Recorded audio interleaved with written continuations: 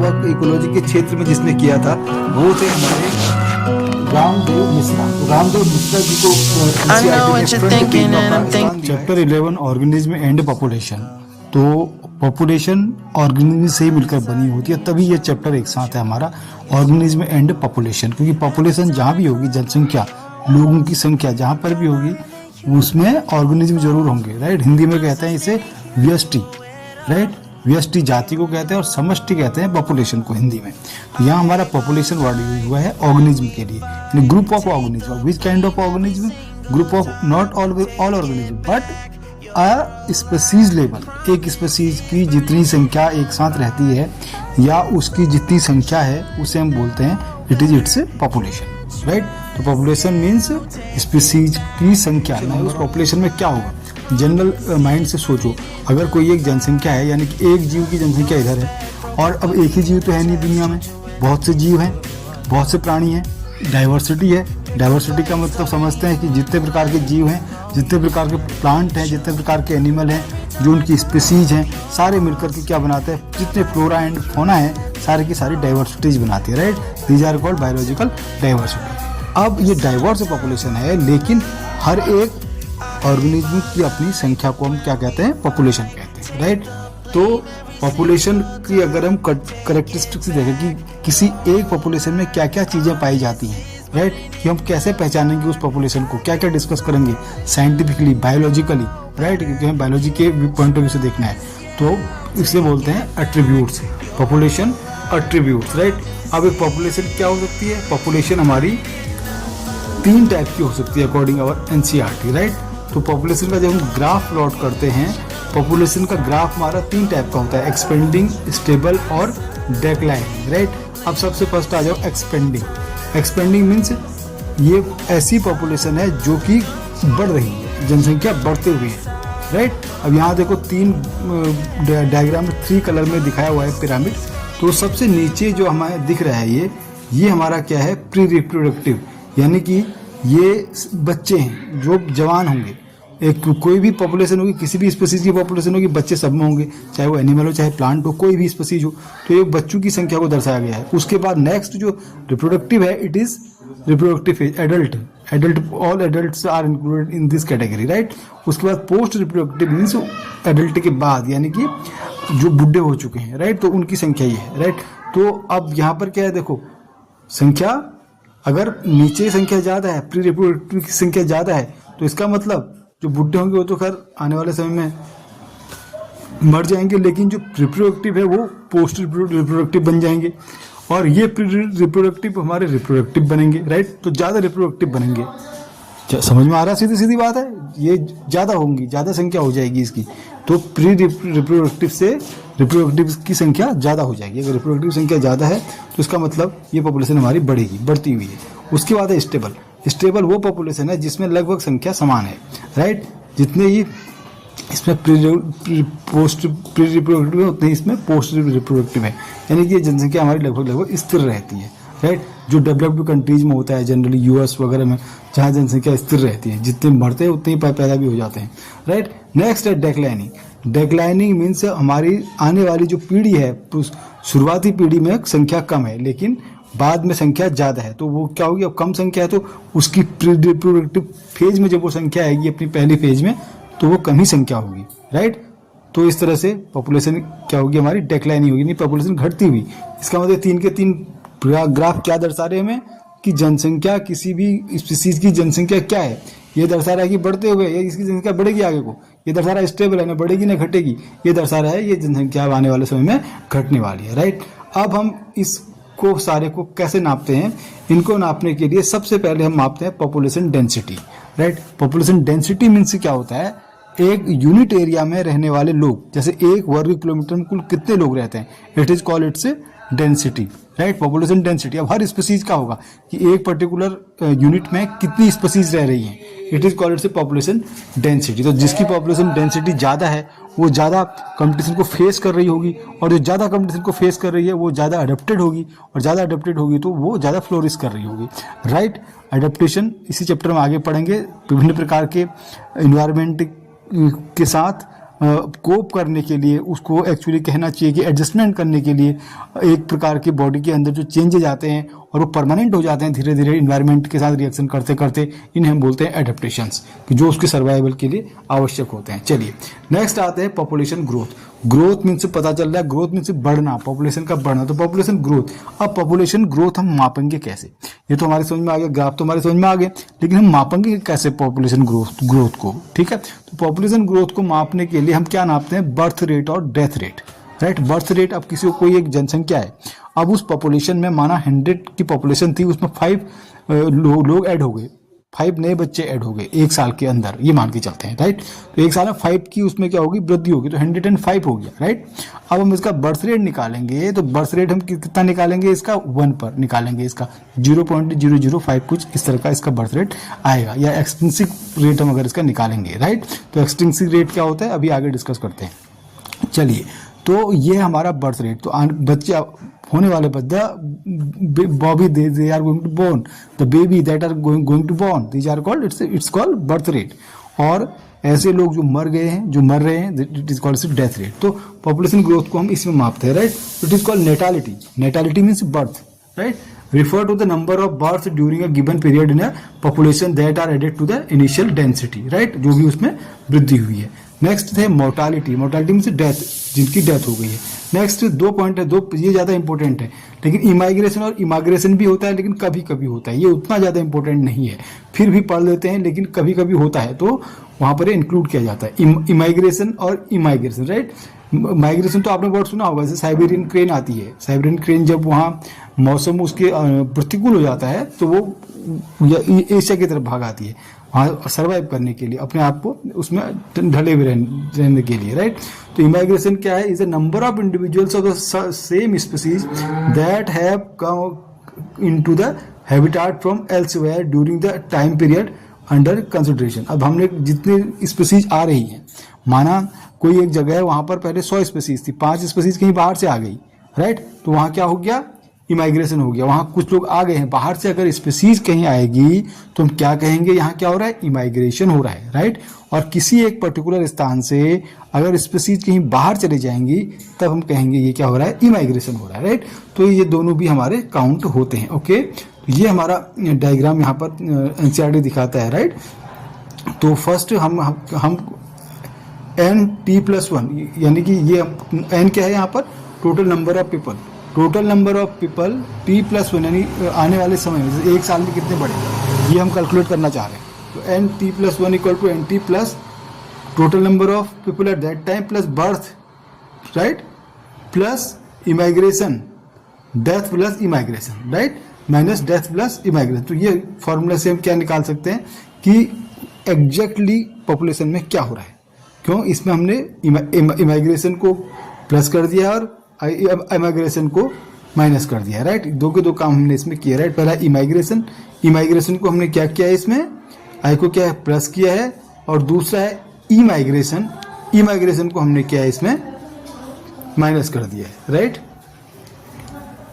तो ये हमारी डेथ रेट के साथ इमाइग्रेशन जुड़ जाती है और बर्थ रेट के साथ हमारी इमाइग्रेशन। जितने लोग आएंगे, राइट, एक्चुअली है वो बर्थ ही, राइट, जो चले गए वो क्या है, एक्चुअली डेथ ही है, वो उस पॉपुलेशन से हट गए। सिंपल भाषा में ऐसे हम इसको समझ सकते हैं कि जो आए वो एक प्रकार से बढ़ती हुए हैं और जो चले गए वो एक प्रकार से डेथ हो गई है उनकी, ठीक है।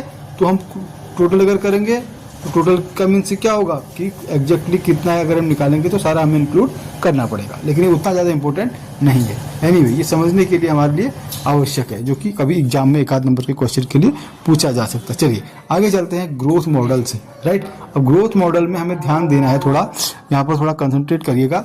एक्सपोनेंशियल ग्रोथ, लेकिन बड़ा मजेदार भी है। एक्सपोनेंशियल ग्रोथ क्या होती है, एक्सपोनेंशियल हम जानते हैं कि बहुत ही रैपिड फायर हो जाएगी, रैपिडली बढ़ेगा पूरी की पूरी जनसंख्या। यहाँ पर देखो ये जे शेप जो कर्व बन रहा है, ये पूरा क्या दिखा रहा है हमें, एक्सपोनेंशियल ग्रोथ को दिखा रहा है। क्यों होता होगा एक्सपोनेंशियल ग्रोथ, क्योंकि यहाँ पर रिसोर्स अनलिमिटेड है, वाटर, फूड, जितने भी रिसोर्स होते हैं, भोजन या पानी, जो भी चीज़ आवश्यकता होती है किसी भी स्पीसीज को ग्रो करने के लिए, अपनी पॉपुलेशन को बढ़ाने के लिए, तो सारे की सारी अगर अनलिमिटेड है, कोई लिमिटिंग फैक्टर नहीं है, तो यहाँ पर कोई भी ऐसी चीज़ है ही नहीं जिसके लिए कंपटीशन हो, या जो चीज़ खत्म हो जाएगी तो वो जनसंख्या खत्म हो जाएगी, ऐसा तो कुछ है नहीं, अनलिमिटेड है। यहाँ पर हमारा जे शेप्ड कर्व आता है, राइट। जे शेप्ड कर्व क्या आ रहा है हमारा, dn upon dt equal to R N. ये आर एन जो है हमारा, ये हमारा इंट्रिंसिक रेट कहलाता है, आर एन, राइट। नेक्स्ट दूसरा शेप है हमारा S shape, it is also called sigmoid curve. दूसरा जो हमारी पॉपुलेशन की ग्रोथ होती है, ठीक है, तो ग्रोथ मॉडल में दो कर्व हम स्टडी करते हैं, एक तो एक्सपोनेंशियल ग्रोथ और दूसरी होती है हमारी लॉजिस्टिक ग्रोथ, राइट। तो लॉजिस्टिक ग्रोथ हमारी ये एस शेप्ड का कर्व दिखा रहा है। इसमें यहाँ पर क्या हुआ, देखिए यहाँ पर शुरुआत में स्पेसीज तो आई, अब स्पेसीज आई तो स्पेसीज टाइम के साथ स्पेसीज ने क्या किया, टाइम के साथ स्पेसीज थोड़ा मैच्योर भी, ज़्यादा बढ़ते गई टाइम के साथ, एक लिमिट तक बढ़ते गई। लेकिन बी वाला पार्ट जो दिखा, लेकिन अब यहाँ पर क्या हो गया, यहाँ से ये स्टेबल होनी शुरू हो गई है, राइट। तो ये स्टेबल हो गई है, इसका मतलब क्या हुआ, इसका मतलब यहाँ से कोई लिमिटिंग फैक्टर लग गया है, राइट। तो पॉपुलेशन डेंसिटी अब इससे ज़्यादा नहीं बढ़ पाई, ये इतनी रही। माना यहाँ लेते हैं पॉपुलेशन डेंसिटी, शुरुआत में एक साल में माना इसमें 1000 थी, राइट। 2 साल में माना 1010 हुई, या 3 साल में 1020 हुई, नेक्स्ट 1040 हुई, तो इससे बढ़ता गया, एक्सपोनेंशियली बढ़ते जा रहे हैं, राइट। और जबकि ये वाला 1010 1020 कुछ बढ़ते गए, लेकिन यहाँ पर आकर के माना 10,000 हो गए थे, तो फिर 10,000 के 10,000 ही रही, 10,001 भी नहीं, 10,002 भी नहीं, राइट। यहाँ पर आके स्टेबल हो गया। तो ये क्या है हमारा एस, यानी सिग्मोइड कर्व, या it is called logistic growth, okay. तो यहाँ पर हमारा फॉर्मूला क्या होता है, dn upon dt equal to R N K minus N upon K, right. चलिए, तो ये हमारे लिए ज़्यादा इंपॉर्टेंट है। ज़्यादा इंपॉर्टेंट हमारे लिए क्या है, इंट्रिंसिक रेट, यहाँ से dn upon dt equal to R N. तो इंट्रिंसिक रेट क्या है, इसे एग्जाम्पल के तौर पर हम समझते हैं यहाँ पर, ठीक है। Norway rate the R is 0.015। तो नॉर्वे में जो चूहों की वो देखी गई इंटेंसिटी रेट 0.015 है, राइट। 0.015 यानी कि ये एक साल में हो रही है, तो 1.5 लगभग 100 पर यहाँ वृद्धि हो रही है। 1.5 इन 100 में 1.5 की एक अच्छी खासी वृद्धि है। And the flour beetle it is 0.12। In 1981, the R value for human population in India was 0.0205। ये थी हमारी इंट्रिंसिक वैल्यू कब, 1981 से। अब देखो ये इंट्रिंसिक वैल्यू आज भी हमारी चलती आ रही है, राइट। 1981 में कितनी थी, लगभग 2.5, लगभग 2.5 पे कैलकुलेट होगा 100 पे। अगर हम इसको कैलकुलेट करेंगे तो यही 2.5 अभी हमारा चलते आ रहा है। तो ये क्या दर्शाता है, हमारा इंट्रिंसिक रेट दर्शाता है कि कुल ओवरऑल 100 में कितने ऐड हो रहे हैं। ये हमारा क्या कहलाता है, इंट्रिंसिक रेट कहलाता है, ओके। तब भी ये भी बहुत है, राइट। चलिए, तो नेक्स्ट उसके बाद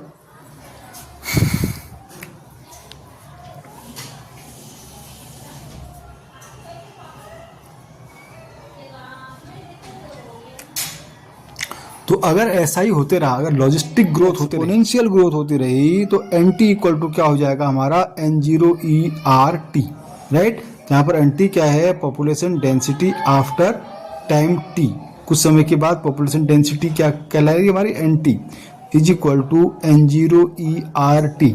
N0 क्या है, population density at time 0, right. R क्या है, intrinsic rate of natural increase, जो इंट्रिंसिक रेट अभी हमने डिस्कस किया वह बढ़ रहा है। E the base of natural logarithms, तो उसका लॉगरिथम यानी बेस जो निकाला जाता है, लॉग जो हम लिखते हैं 2 log 4 या log 4 2 जो हम लिखते हैं वो क्या है हमारा, यहाँ पर E उसका लॉगरिथम है, RT, right. NT equal to N0ERT, ये हमारा किस में होता है, ये होता है एक्सपोनेंशियल ग्रोथ में। ये बात हमें ध्यान में रखनी है, राइट। चलिए नेक्स्ट, लॉजिस्टिक ग्रोथ। तो लॉजिस्टिक ग्रोथ समझ में आ गया। लॉजिस्टिक ग्रोथ का हमारा सेकंड वाला सिग्मोइड कर्व है, ओके। चलिए, no population of any species in nature has its disposal unlimited resource to permit exponential growth. लेकिन वास्तव में नेचर में ऐसा नहीं होता कि सभी एक्सपोनेंशियल ग्रोथ कर देंगे, क्योंकि कुछ लिमिटिंग फैक्टर होते हैं। जैसे फूड ही लिमिटिंग फैक्टर हो सकता है, शेल्टर लिमिटिंग फैक्टर हो सकता है, टेम्परेचर लिमिटिंग फैक्टर हो सकता है, कोई भी चीज़ लिमिटिंग फैक्टर हो सकता है, या एक स्पीसीज का आना लिमिटिंग फैक्टर हो सकता है। माना कहीं पर कुछ स्पीसीज रह रही थी, माना 1000 कुछ स्पीसीज थी, और कोई एक ऐसी स्पीसीज आई जो प्रीडेटर थी, और वो प्रीडेटर उन स्पीसीज का भक्षण कर रही है, खा रही है उनको, तो वो कुछ स्पीसीज को तो वैसे खा जाएगी, राइट। तो प्रीडेटर का भी इफेक्ट हो जाएगा, निगेटिव इफेक्ट हो जाएगा, इसमें पॉपुलेशन में इसकी ग्रोथ में इफेक्ट पड़ेगा ही पड़ेगा, राइट। तो ये इस तरह से हमारा लॉजिस्टिक ग्रोथ काउंट होती है, लगभग मोस्टली पॉपुलेशन में यही होती है, राइट। चलिए, population growing in habitat with limited resource, so initially lack phase. तो इनिशियल फेज को हम कहते हैं लैग फेज, ठीक है, लिमिटेड रिसोर्स हैं, राइट, रिसोर्सेज आर लिमिटेड, जब पहले में क्या रिसोर्सेज आर अनलिमिटेड, ये ध्यान में रखना है हमें। अब फर्स्ट लैग फेज आई, तो लैग फेज में धीरे धीरे स्टेबल हो रहा है, ठीक है। लैग के बाद फिर आती है लॉग फेज, लॉग फेज में सबसे ज्यादा वृद्धि होती है, राइट, जो सेकंड वाला ऊपर को आप चढ़ाव देख रहे हो, ये जो क्लाइंबिंग हो रहा है हमारा ग्राफ, ये हमारा लॉग फेज को शो कर रहा है। तो लैग फेज, राइट, ये किसके हमारे लॉजिस्टिक ग्रोथ के हैं। A plot of N is relation to time, right, in a sigmoid curve, जिसे सिग्मोइड कर्व भी कहा जाता है, ठीक है।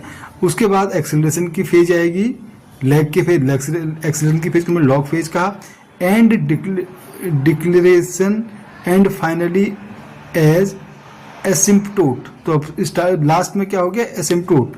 एसिम्पटोट मीन्स ऐसी कंडीशन जहां पर स्टेबल हो गया है, राइट। ये हमारी क्या है, लॉजिस्टिक ग्रोथ की कहानी है। When the population density reaches the carrying capacity, ये इंपॉर्टेंट वर्ड है हमारे लिए, carrying capacity. Carrying capacity means क्षमता, क्या कैरिंग कैपेसिटी, जैसे माना फूड है, फूड माना अभी काउंट करने के लिए, हम अपने समझने के लिए कहते हैं, माना 100,000 टन था किसी एक जगह पर, और वहां पर स्पीसीज ग्रो कर रही थी, राइट। अब कैरिंग कैपेसिटी कितनी है उसकी, उसको लिमिट कौन कर रहा है, फूड लिमिट कर दे रहा है, क्योंकि उससे ज्यादा अगर उतना फूड अगर कंज्यूम हो जाएगा तो उसके बाद फूड होगा ही नहीं वहां। तो वो क्या है, उसकी कैरिंग कैपेसिटी, वो कितने जीवों को के लिए पर्याप्त हो सकता है, इसे हम बोलते हैं उसकी कैरिंग कैपेसिटी, राइट। जिसकी इसकी कैरिंग कैपेसिटी क्या है, कम होगी, राइट। तो जबकि फर्स्ट वाला जो हमने पढ़ा था एक्सपोनेंशियल, उसकी कैरिंग कैपेसिटी अनलिमिटेड थी। तो यहाँ हम क्या दर्शाते हैं, d N upon d t equal to R N K minus N upon K, ये मैं पहले ही आपसे डिस्कस कर चुका हूँ। नेक्स्ट आते हैं life history of variation, right. तो अब वेरिएशन तो मैंने आपको डिस्कस कर ही चुका है। वेरिएशन से क्या है, वेरिएशन डाइवर्सिटी है, डिफरेंट प्रकार के एनिमल, प्लांट, फ्लोरा, फोना, जितनी स्पीसीज है उनकी सब स्पीसीज है, सारे के सारे क्या वेरिएशन है। वेरिएशन क्यों पॉसिबल होता है, सेक्सुअल रिप्रोडक्शन की वजह से, राइट। अगर खाली सेक्सुअली रिप्रोड्यूस करती जाती, अगर प्लांट की पत्ती से नया प्लांट बनते जाता, या प्लांट के रूट से नया प्लांट बनते जाता, और मनुष्य की एक कोशिका से पूरा प्लांट बन जाता, पूरा मनुष्य बन जाता, राइट, बिना सेक्सुअल कॉन्टेक्ट किए, तो कभी वेरिएशन नहीं आते। नेचर में ऐसा पॉसिबल नहीं है कि बिना वेरिएशन के अगर नई स्पीसीज नहीं आएंगी तो नेचर में सरवाइव कैसे करेगा वो, कैसे उनके बीच में इंटरेक्शन होगा, कैसे एक फूड पर दूसरा फूड डिपेंड रहेगा, कैसे डायनेमिक्स चलेगी, डायनेमिक नहीं हो सकता है। अगर ऐसा हो गया तो कम्युनिटी में डायनेमिक कम्युनिटी नहीं हो पाएगी, और अगर जहाँ गति नहीं है वहाँ पर मौत है। ये ब्रह्मांड का अजर अमर सत्य है, राइट। तो डायनेमिक्स बनाए रखने के लिए, किसके डायनेमिक्स को बनाए रखने के लिए, स्पीसीज के डायनेमिक्स को बनाए रखने के लिए, पॉपुलेशन को के डायनेमिक्स को बनाए रखने के लिए क्या होता है, पॉपुलेशन के बीच में इंटरेक्शन होता है, राइट। अब इंटरेक्शन कितने टाइप का होता है, तो ये इंटरेक्शन हमारा कुछ पॉजिटिव भी हो सकता है और कुछ नेगेटिव भी हो सकता है, राइट। तो वही यहाँ पर एनसीईआरटी हमें शो कर रही है, और ये आपको नोट बनाना है अच्छी तरीके से, ओके। अब यहाँ देखिए, स्पीसीज ए में दिया है प्लस, स्पीसीज बी में दिया है प्लस, दोनों ही फायदा हो रहा है, यानी दोनों ही स्पीसीज साथ रह रही है। इंटरेक्शन मीन्स क्या हो गया, इंटरेक्शन मीन्स एक दूसरे के साथ इंटरेक्ट कर रही है, दोनों दो या दो से ज्यादा स्पीसीज हैं तभी इंटरेक्शन कर रही हैं आपस में। अब इंटरेक्शन क्यों हो रहा है, इंटरेक्शन कंपटीशन के लिए भी हो सकता है, फूड के लिए भी हो सकता है, राइट, या सनलाइट के लिए हो सकता है प्लांट के केस में, उसी प्रकार एनिमल के केस में कितने सारी चीजों के लिए कंपटीशन हो सकता है, राइट। लेकिन कोई जरूरी नहीं है कि कंपटीशन ही हो, ऐसा भी हो सकता है दोनों एक दूसरे के सहयोग करते हुए रह रहे हैं, कोऑपरेट करते हुए रह रहे हैं, राइट। तो वही सिचुएशन पहले में है, तो इसमें दोनों को ही बेनिफिट हो रहा है, ठीक है, कोई किसको हार्म नहीं पहुंचा रहा है। तो ऐसे केस को हम कहते हैं mutualism, it is called mutualism. और सबसे बेस्ट एग्जांपल इसका है लाइकेन, यानी कि एल्गा और फंगाई, इन दोनों ने आपस में इतना जबरदस्त गठबंधन बनाया है कि होल लाइफ एक साथ रहते हैं। Lichen is a wonderful example of this mutualism, और इस म्यूचुअलिज्म का भी एक्चुअली सिम्बायोसिस का वो उदाहरण है, सबसे बेस्ट उदाहरण है सिम्बायोसिस का, जिसमें एल्गल पार्ट कुछ और रोल प्ले करता है, फंगल पार्ट उसके लिए, एल्गल पार्ट भोजन बना देता है, फंगल पार्ट उसकी रिप्रोडक्शन में मदद करता है और कई सारे केमिकल रिलीज करता है जिसको फंगा ले लेता है, जिसको एल्गा ले लेता है, राइट। तो ये सारी चीजें एक दूसरे को आपस में सहयोग करते हैं। और दूसरा, species A and species B दोनों ही जब को फायदा नहीं हो रहा है, साथ में रह तो रहे, इट इज कॉल्ड कंपटीशन। दोनों क्या कर रहे हैं, आपस में कंपटीशन कर रहे हैं, राइट, तो फायदा किसी को भी नहीं होगा। थर्ड, एक को फायदा होगा एक को नुकसान, राइट, तो ये क्या है, प्रीडेशन। जैसे गाय को बाघ ने खा दिया तो बाघ को क्या हो गया, फायदा हो गया, उसे तो भोजन मिल गया, ठीक है, उसका तो नाश्ता बन गया। लेकिन गाय का क्या हो गया, नुकसान हो गया, गाय तो अस्तित्व से ही चली गई। तो ये क्या होगा, इससे एक स्पीसीज फायदे में एक स्पीसीज माइनस में, it is called predation. Next, एक स्पीसीज फायदे में एक स्पीसीज माइनस में रह सकती है, राइट, कभी कभी, it is parasitism, it is called parasitism. जैसे हमारी आंत में एस्केरिस, टीनिया सोलियम, ये सारे रहते हैं, राइट। तो इसमें क्या होगा, ये हम खाना हमने खाएंगे, भोजन हम पचाएंगे, लेकिन वो डाइजेस्टेड फूड को खा जाते हैं, राइट। तो हमारा डाइजेस्टेड फूड जो ब्लड होता है, ब्लड के थ्रू या हमारे स्मॉल इंटेस्टाइन के थ्रू उसको सक कर जाते हैं। तो पैरासिटिक है वो उसको तो फायदा हो रहा है, लेकिन दूसरों को, हमको कोई फायदा नहीं। इसी प्रकार कई सारे प्लांट्स पर बैक्टीरिया वायरस पैरासाइट होते हैं, उसी प्रकार कई सारे एनिमल्स पर बैक्टीरिया वायरस पैरासाइट होते हैं। इवन प्रोटोजोआ और दोनों को फायदा देने वाला भी हो सकता है, या एक फायदा ले एक को नुकसान हो, ऐसा भी हो सकता है, राइट। तो ये अलग अलग प्रकार के हमारे कंपटीशन के टाइप हैं। जैसे प्रीडेशन है, प्रीडेशन में एक प्रीडेटर होगा जो किसी जीव को खाएगा, राइट, तो इसमें एक को फायदा होगा एक को नुकसान होगा। उसी प्रकार म्यूचुअलिज्म में दोनों को फायदा होगा, राइट। पैरासिटिज्म में एक को फायदा होगा एक को नुकसान होगा। कमनसेलिज्म में एक को फायदा होगा एक को न तो फायदा होगा न तो नुकसान होगा। जैसे इसमें सबसे इम्पोर्टेंट जो एग्जाम्पल दिया है हमारी एनसीईआरटी की बुक ने, वो दिया है वेस्प, ततैया और फिग का, राइट। ततैया और फिग, इन दोनों के बीच में एक इननेट इनबॉर्न रिलेशन है, ये एक दूसरे के बिना नहीं रह सकते। क्यों? क्योंकि इसका शेप, फ्रूट का शेप इसका ऐसा होता है कि इसके अंदर हर एक इंसेक्ट नहीं जा सकता। अब यहाँ से मेल से पॉलन ग्रेन निकालना है, फीमेल तक पहुंचाना है, राइट, पॉलिनेशन करना है इसका, तो कौन करेगा इसका, वेस्प ही करता है, राइट। तो वेस्प एक विशेष इंसेक्ट है, उसको क्या फायदा है, वह इसके अंदर जा करके एग दे देता है और उसे शेल्टर मिल जाता है और उसके एग के लार्वा यहाँ से न्यूट्रिशन लेते हैं और इसको क्या फायदा होता है, उसका पॉलिनेशन हो जाता है, राइट। तो किसका एग्जाम्पल होना चाहिए, ये आप मुझे कमेंट करके बताओगे, राइट। ये म्यूचुअलिज्म में होना चाहिए, पैरासिटिज्म में होना चाहिए, या क्या होना चाहिए। इसके अलावा एक और इंटरेस्टिंग फैक्ट हमारी एनसीईआरटी लिखती है, वो लिखती है ऑर्चिड के बारे में, राइट। जनरली ऑर्चिड क्या है, orchid is an epiphyte, orchid क्या है, एपिफाइट, दूसरे प्लांट पर उगता है, राइट। अब ऑर्चिड की भी अलग अलग स्पीसीज होती हैं, बहुत स्पीसीज पाई जाते हैं ऑर्चिड की। इनमें से एक मेडिटेरियन सी कहाँ पर है हमारा, मेडिटेरियन सी देखा होगा हमने यूरोप में, राइट। यूरोप में मेडिटेरियन सी है, जिसके चारों तरफ और यूरोपियन कंट्रीज हैं। तो मेडिटेरियन सी में एक ऑर्चिड होता है, राइट, उस ऑर्चिड, राइट, मेडिटेरियन ऑर्चिड, उसका नाम है ऑफ्रियाज, राइट। तो ऑफ्रियाज ऑर्चिड जो होता है, ऑफ्रियाज ऑर्चिड का फ्लावर बी फीमेल की तरह होता है, फीमेल बी की तरह होता है। तो बी और ऑर्चिड का एक बहुत जबरदस्त रिलेशन है पॉलिनेशन के लिए, राइट। तो उसका प्लांट का पॉलिनेशन कर दे रही है बी, और बी उसका नेक्टर ले रही है, दोनों को फायदा हो रहा है, राइट। तो ये जो स्पीसीज की हम डिस्कस कर रहे हैं ऑर्चिड की, तो ये स्पीसीज का फ्लावर जो होता है फीमेल की तरह दिखता है, फीमेल बी की तरह। तो अब फीमेल भी अट्रैक्ट हो, मेल भी आती है तो वो अट्रैक्ट हो जाते हैं, कोई फीमेल भी तो नहीं है करके, भ्रम में वो इसका पॉलिनेशन कर देती है, वो मेल बी जो है इसका पॉलिनेशन कर देती है भ्रम में कि कहीं फीमेल भी तो नहीं है, अट्रैक्शन में, ठीक है। वैसे अट्रैक्शन ने तो पूरे संसार को बांध के रखा हुआ है, लेकिन यहाँ तो कुछ विशेष ही अट्रैक्शन हो जाता है, ठीक है। वो अट्रैक्शन भी नहीं, एक्चुअली इसे कहना चाहिए शूडो अट्रैक्शन, झूठा अट्रैक्शन करा के फंसा करके अपना काम करवा देती है। तो ये है हमारा आज का पूरा overall summary of the lesson कहिए या डिस्क्रिप्शन कहिए एनसीईआरटी का।